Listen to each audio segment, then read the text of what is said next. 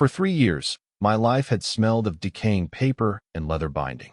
It was the scent of the university's special collections archive, a place where stories went to sleep. I was their quiet keeper, a curator of endings. My own story felt much the same, catalogued, shelved, and gathering a fine layer of dust. My days were measured in the soft rustle of acid-free tissue and the low hum of the climate control system. It was a life of profound, unshakable quiet. A loneliness so complete it had ceased to be painful and had simply become atmospheric, like the carefully regulated humidity in the room.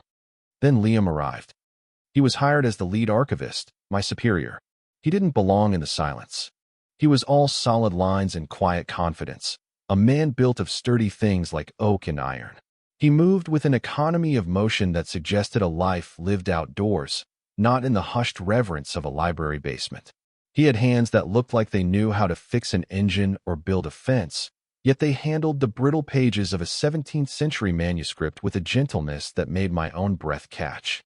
And I was, from the very first day, hopelessly lost. It was a secret I kept locked away tighter than the incunabula in the climate-controlled vault. He was, by all accounts, straight. He spoke of a girlfriend from college, mentioned a double date he'd been on once, generic and impersonal anecdotes that were just enough to build a fortress around my own stupid, hopeful heart. So I watched him from a distance, from behind the safety of my monitor or the towering stacks of the periodicals section. I learned the rhythm of his breathing when he was concentrating, the way a small muscle in his jaw would tick when he was wrestling with a complex preservation problem. I learned the scent of his cologne, a subtle mix of sandalwood and something clean, like fresh linen, that would linger in the aisle long after he'd gone. It was a pathetic, one-sided intimacy, and it was the most I'd ever had. My existence was a loop of observation and quiet yearning. I would watch him lean against a bookshelf, one arm braced high above his head, lost in thought. The fabric of his flannel shirt would pull taut across his shoulders, a landscape of muscle and bone I had no right to map. He had a way of looking at people directly, his gaze a steady, unnerving gray. When that gaze landed on me, I'd feel a jolt, a sudden surge of panic and exhilaration, and I would immediately look away, my cheeks burning, feeling like a thief caught in the act. He must think I'm a complete weirdo, I'd tell myself. The shy, awkward subordinate who can't hold eye contact. The story of us, the one that only existed in my head, was a collection of these stolen glances and accidental encounters. A shared laugh over a ridiculously pompous donor letter from the 1920s. The time he passed me a heavy folio and his fingers brushed against mine, a spark of warmth that I felt for hours afterward. Each incident was a precious bead I would add to my string, examining it from every angle in the solitude of my apartment at night, polishing it with the cloth of my own loneliness until it shone with a meaning it didn't actually possess. I was the architect of my own heartbreak, building a grand cathedral of longing on a foundation of polite workplace interactions. One Tuesday, a notoriously difficult history professor, Dr. Albright, made a request. He wanted the Abernathy Folios, a collection of oversized botanical illustrations stored, of course, on the absolute highest shelf of the north wall. It was a precarious position, reachable only by the tallest rolling ladder, a rickety monstrosity of oak and steel that nobody liked to use. Usually, the junior student assistants were sent on such kamikaze missions, but they were all in class. Which left me.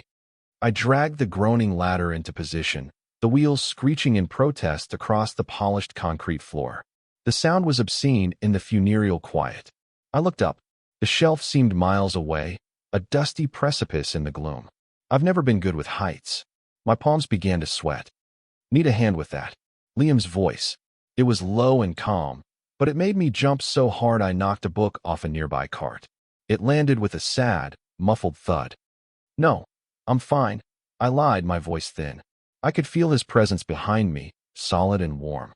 It was like standing too close to a radiator. He picked up the fallen book, his movements unhurried. He placed it back on the cart, his eyes on the ladder, then on me. He took in my pale face, my white-knuckled grip on the ladder's rail. He didn't mock me or offer platitudes. He just assessed the situation with that quiet, unnerving perceptiveness of his. "I'll hold it," he said. It wasn't a question. "You climb." He moved to the base of the ladder, planting his feet firmly on the floor. He placed his hands on the wooden rails, his grip sure and strong.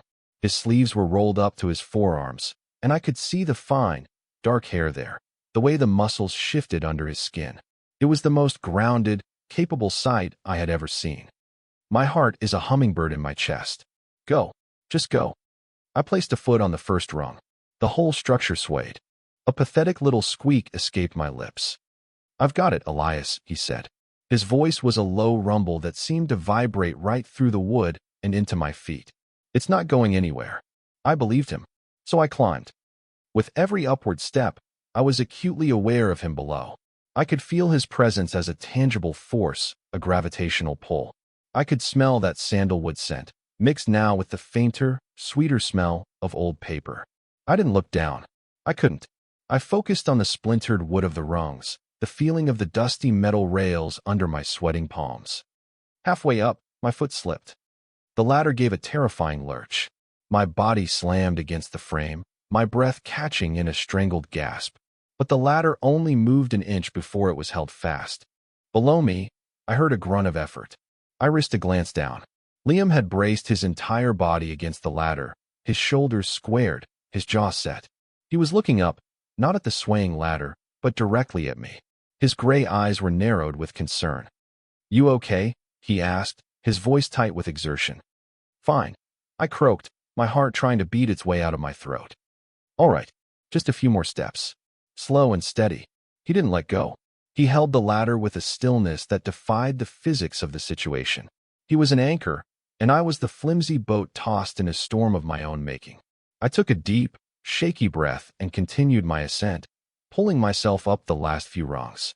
At the top, I clung to the shelf, my body trembling. The folios were heavy, awkward. I fumbled with them, my fingers clumsy. The journey down was worse.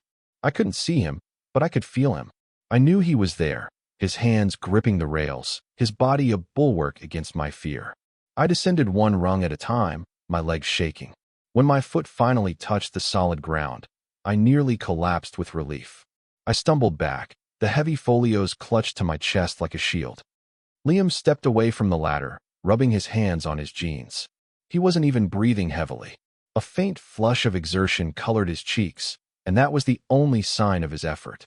"See," he said, a small, almost imperceptible smile playing on his lips. "Not so bad. Thank you." I managed, my voice still shaky. I don't like heights." "I figured," he said. His gaze flickered from my face down to my white-knuckled grip on the books, then back up. It was a look that lasted only a second, but it felt like a physical touch. It felt like he was seeing right through my carefully constructed walls, right down to the trembling, anxious core of me. "Anytime, Elias." He turned and walked away, back to his desk in the corner, leaving me standing there with the scent of sandalwood and the phantom feeling of his steadfastness. That day, something shifted. The distance between us, which I had so carefully maintained, had been breached. He had held the ladder. He had seen me falter, and he had held me steady. The memory of it became a new, heavier bead on my string, one that I couldn't stop touching. In the weeks that followed, the air between us was different. Or maybe I was different. My observations became more focused, my internal analysis more frantic. I started noticing things I hadn't before. The way he would chew on the end of a pen when reading a difficult passage of Latin. The way he always made exactly 2 cups of coffee in the morning, leaving one on the warmer in the break room, a silent offering to whoever wanted it. I started taking that second cup. Each morning, I would wrap my hands around the warm ceramic, and it felt like a secret correspondence. The accidental touches became less accidental, or so I told myself. One afternoon, we were both reaching for the same reference book on a crowded shelf. His hand covered mine on the spine of the book. It wasn't a brief brush. His fingers curled over mine, his palm warm and calloused against my knuckles. The touch lasted for a solid 3 seconds, an eternity in the silent archive. He didn't pull away immediately. He just looked at me, his gray eyes unreadable. "Sorry," he murmured, his voice a low hum. "No, it's fine," I whispered, pulling my hand back as if I'd been burned. My skin tingled where he'd touched me. I spent the rest of the afternoon staring at my computer screen, replaying those 3 seconds over and over. Was I imagining the slight pressure of his fingers? The way his thumb had stroked, just once, across the back of my hand? It was madness. I was inventing a love story out of thin air and polite gestures. The tipping point came on a rainy Thursday night. A pipe in the ceiling above the modern manuscript section had sprung a slow, insidious leak over the weekend. We arrived Monday morning to a scene of quiet devastation. A dozen boxes of curated correspondence from a prominent local poet were damp, the ink beginning to feather and bleed. It was an archivist's nightmare. Our boss was frantic. We need to tree off this now. Air dry, blot, interleave every single page. It's going to be an all-nighter. And so it was. Just the two of us, under the harsh fluorescent lights of the conservation lab. The rest of the staff went home at 5, leaving us to the painstaking work. The lab was a sterile, white room, a stark contrast to the warm wood and dusty shadows of the archive. The only sounds were the soft crinkle of blotting paper, the gentle click of tweezers, and the steady drumming of the rain against the basement windows. We worked side by side at a large steel table, a silent, efficient team. We fell into a rhythm, him carefully separating the damp pages, me interleaving them with sheets of absorbent paper. Our hands often brushed. Our shoulders bumped as we reached for supplies. Each touch was a quiet punctuation mark in the long, silent sentence of the night. Around midnight, fueled by stale coffee and a shared sense of purpose, the formality between us began to dissolve. "You know," he said, his voice startlingly loud in the silence, "I never thought I'd end up here." I looked up from a particularly stubborn page. He was staring at a letter, but his eyes were distant. "Here? In the archive?" "Yeah." He carefully laid the letter on a drying rack. "My dad owned a construction company. I worked for him every summer from the time I was 14. I was supposed to take it over." This was more than he had ever shared with me. I held my breath, afraid to break the spell. "What happened?" He shrugged, a slow movement of his broad shoulders. "I hated it. The noise, the dirt, the constant pressure to be loud. One summer, I took a job at the public library just to get away from it. Found myself in the local history room. It was quiet." He looked around the lab, then his eyes met mine. I liked the quiet. And there it was, a piece of him, offered up in the sterile quiet of the lab. A shared secret. He liked the quiet. I lived in it. "I get that," I said, my voice softer than I intended. "It's peaceful here. Everything has its place." He gave me a small, tired smile. "Yeah, it does." He paused, his gaze intensifying.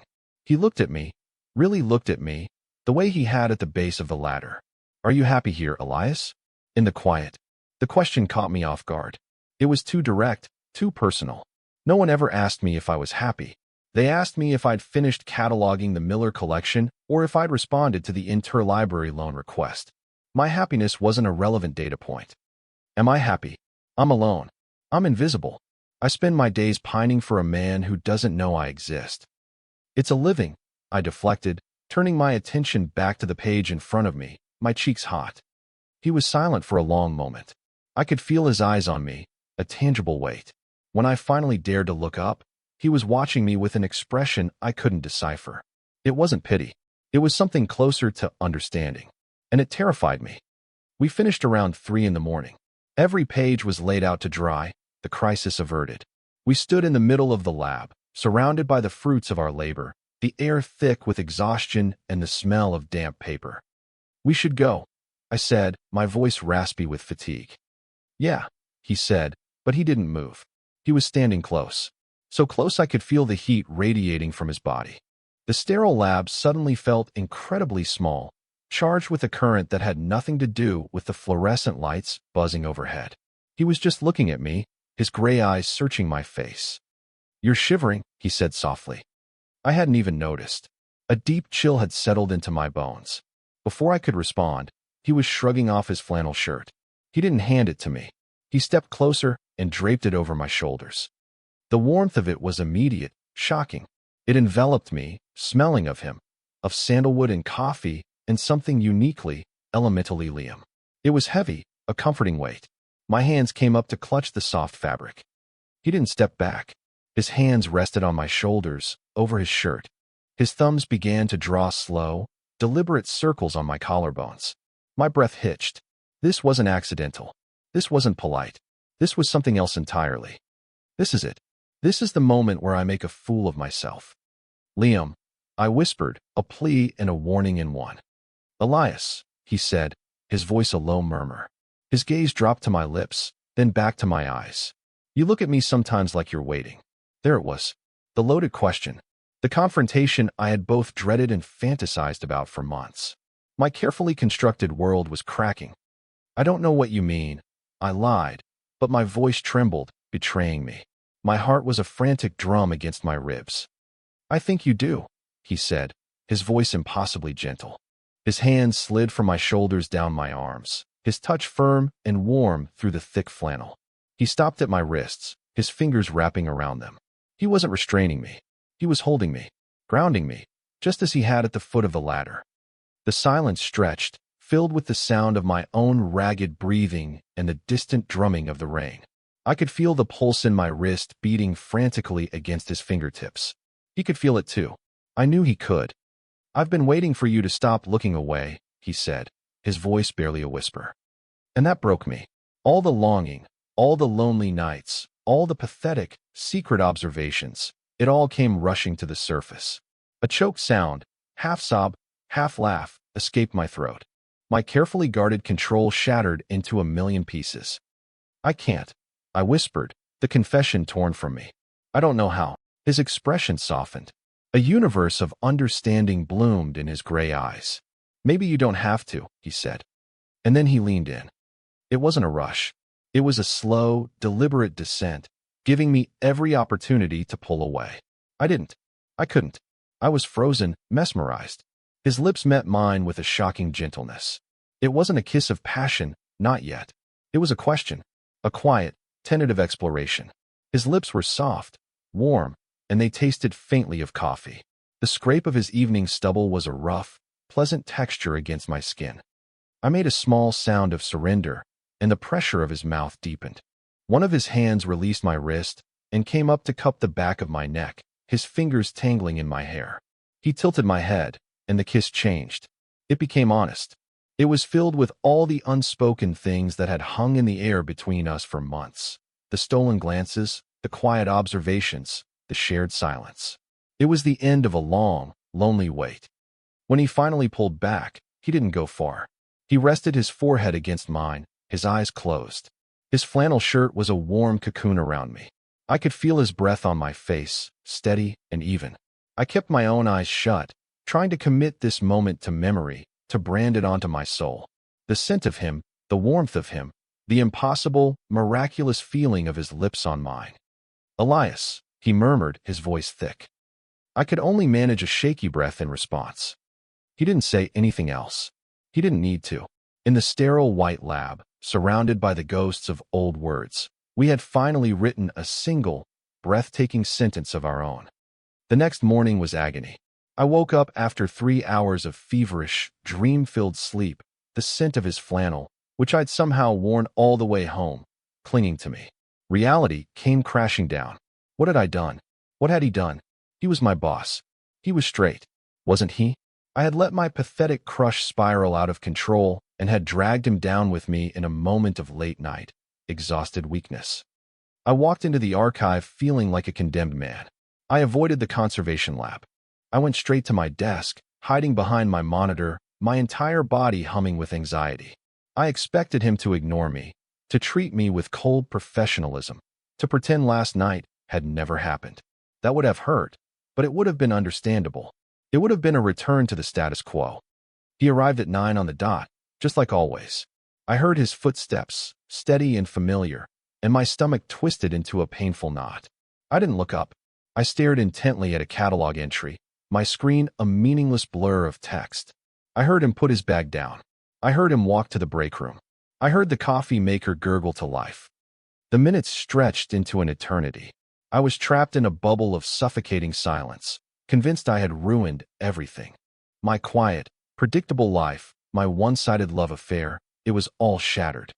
Then, a shadow fell over my desk. I looked up slowly. It was Liam. He was holding 2 cups of coffee. He placed one on my desk, right next to my trembling hand. It was the same plain white mug as always. "Morning," he said, his voice the same low, calm tone it always was. "Morning," I squeaked, my eyes darting from his face to the cup and back again. He wasn't looking at me with regret or anger. He was just looking at me. His gray eyes were clear and steady. He leaned against the edge of my desk, crossing his arms. It was a casual posture, but it felt intensely deliberate. He was creating a private space for us in the middle of the open-plan office. "I slept well," he said, his voice pitched low so only I could hear. "Woke up feeling good." I stared at him, my mind blank with shock. That was it. No grand declaration, no awkward apology, just good. I didn't know what to say. I just nodded, my throat too tight to form words. He held my gaze for a long moment, and a tiny smile touched the corner of his mouth. It was the same almost smile from the day with the ladder. "Drink your coffee, Elias," he said softly. "It's going to be a long day." Then he turned and walked to his own desk, leaving me staring at the cup. It was a peace offering. It was a reassurance. It was him telling me, in his own quiet, understated way, that it was okay. That we were okay. I wrapped my hands around the mug, and the warmth of it seeped into my skin, chasing away some of the chill of my anxiety. Later that day, Mrs. Gable, the archive's resident gossip, stopped by my desk. She was a woman made of sharp angles and sharper questions. "You and Liam were here quite late last night," she said, her eyes gleaming with curiosity. "Must have been a terrible leak." "It was," I said, my voice neutral. I could feel Liam's presence across the room. I could feel him listening. This was a test. "Well, you two make a good team," she continued, probing. "Always so quiet, the two of you. Like two peas in a pod." My cheeks flushed. I was about to stammer out some noncommittal reply when Liam's voice cut through the air, calm and even. "We do," he said, not looking up from his work. "Elias is the most competent person in this department. I'd be lost without him." It was a simple, professional compliment. But the way he said it, the lack of hesitation, the quiet finality in his tone, it was a shield. He was protecting me. He was claiming our partnership, our teamwork, in front of her. Mrs. Gable, momentarily thwarted, offered a tight smile and moved on. I risked a glance at Liam. He was still focused on his work, but as if he could feel my gaze, he looked up. He met my eyes across the room and gave me a slow, almost imperceptible wink. A real, honest-to-God wink. I had to duck my head to hide the ridiculously huge, stupid smile that spread across my face. The tension in my shoulders eased for the first time all day. He wasn't running. He wasn't hiding. He was right here. Steady. The week passed in a haze of this new, fragile reality. We were still colleagues. We were still quiet. But now, the silence between us was different. It wasn't empty anymore. It was full of unspoken understanding. It was the brush of his arm against mine as we passed in the stacks, a touch that now felt intentional. It was the shared smiles over our morning coffee. It was the way his eyes would find mine across the room, a silent check-in, a quiet question. "You okay?" And for the first time in years, I was. More than okay. On Friday, as we were packing up to leave, he came over to my desk. He waited until the last of the student assistants had left, until we were once again alone in the great, quiet hall of the archive. "Got any plans for the weekend?" he asked. "No," I said, my heart starting to pick up its pace. "Just the usual. Reading. Laundry." He nodded, his hands tucked into the pockets of his jeans. He looked nervous. It was a new look for him, and it was strangely endearing. "My lease is up at the end of the month," he said, seemingly out of nowhere. "Oh," I said, confused. "Are you moving?" "Yeah." He looked down at his feet, then back up at me, his gaze direct and serious.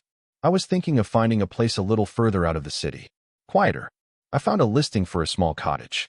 It has a garden." He paused, taking a breath. "It has 2 studies, Elias. 2 studies." The words hung in the air between us, heavy with meaning. He wasn't just telling me his plans. He was making an offer. An insane, terrifying, wonderful offer. He was offering me a future, a shared quiet, a garden. I couldn't breathe. My mind was reeling. This was too fast, too much. And yet, it felt right. It felt as right as his hands holding the ladder, as right as his lips on mine. "Liam," I started, but I didn't know what to say. He must have seen the panic and the hope warring on my face. He closed the distance between us and gently took my hand. His fingers laced with mine, a perfect, simple fit. Just think about it, he said softly. No pressure. But I don't want to go back to the way things were. I don't want to pretend I don't see you. He squeezed my hand. Come home with me tonight. My apartment's a mess. The food is takeout. But come home with me. It wasn't a question about forever. It was a question about tonight. And that, I could answer. Okay, I whispered. His apartment was, as promised, a mess of boxes and books. But it was a comfortable mess. It smelled like him. We ate Thai food out of cartons, sitting on the floor because his table was covered in packing paper. We talked. We really talked. I told him about my lonely childhood, my love of forgotten histories. He told me about the pressure from his family, his relief at finding a world that fit him. Later, we lay in his bed, the city lights painting patterns on the ceiling. We didn't do anything more than hold each other. His arm was a heavy, comforting weight over my waist. My head was on his chest. I could hear the slow, steady beat of his heart under my ear. It was the most peaceful sound I had ever heard. The next morning, I woke up first. The sun was streaming through the blinds, and the room was filled with a soft, hazy light. Liam was still asleep, his face relaxed, his breathing deep and even. I watched him for a long time, this impossible man who had walked into my quiet life and turned it upside down. I slipped out of bed and went to the kitchen. I found coffee, a filter, a machine. I moved around the unfamiliar space, opening and closing cabinets, my movements quiet. I was making coffee in his kitchen. The domesticity of it was so simple, so profound, it almost made me want to cry. I felt him before I saw him. He came up behind me, wrapping his arms around my waist and pulling me back against his chest. He rested his chin on my shoulder, his morning stubble scratching my cheek. Morning, he mumbled, his voice thick with sleep. Morning, I replied, leaning back into his embrace. I felt his lips press a soft kiss to my temple. We stood there for a long time, just holding each other, as the coffee maker sputtered and hissed, filling the small apartment with its rich, dark scent.